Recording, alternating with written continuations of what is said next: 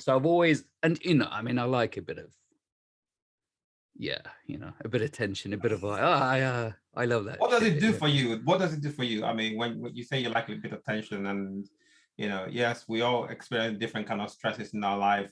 Conflict is a form of stress. Yeah. In risk management, in what we do in risk, there's something we call risk, so it's stress testing, and Yeah. it's all about inducing stress into a bunch of people. You can and governments actually do use that. They do induce stress into people to see how far or how much they can do, or how much they can influence them, or how much resistance they will get if they're trying to push something, a new policy or law. Stress testing is a method of Yeah. inducing stress, and conflict you can say it might be an unwelcome stress, but it is a form of stress, and does bring about. Well, I mean, Changes. that's how the body works. I mean, the body works by dealing with not having steady state, but trying to find equilibrium within an unstable environment. So, for example, if your blood pressure goes up, it doesn't leave it there. It has to find different mechanisms in order to reduce the blood pressure. So it does all sorts of weird and wonderful things. So physiologically speaking, our body's always in this sort of constant cycle of looking for conflict, looking for problems, and solving it.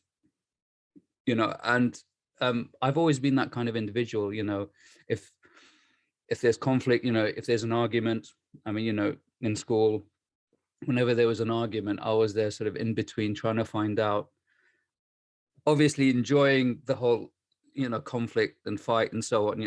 It's great to watch because it's quite entertaining, and I really enjoy watching boxing and MMA and so on. So it's that whole conflict. But once you get involved in trying to solve the problem, yeah, I mean, it brings you a lot of joy and satisfaction, I guess.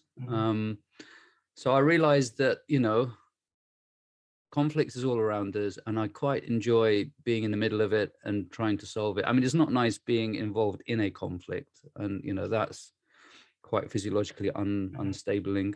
Yeah. So I kind of unconsciously became more and more risk averse because I didn't like being involved in conflict. But that's quite damaging because you don't excel in anything when you're kind of risk How would you averse. class yourself as being risk averse? I mean, come on, look at your accomplishments. You're an ophthalmologist, a psychotherapist, you are a Yeah. podcast host, you're also an author.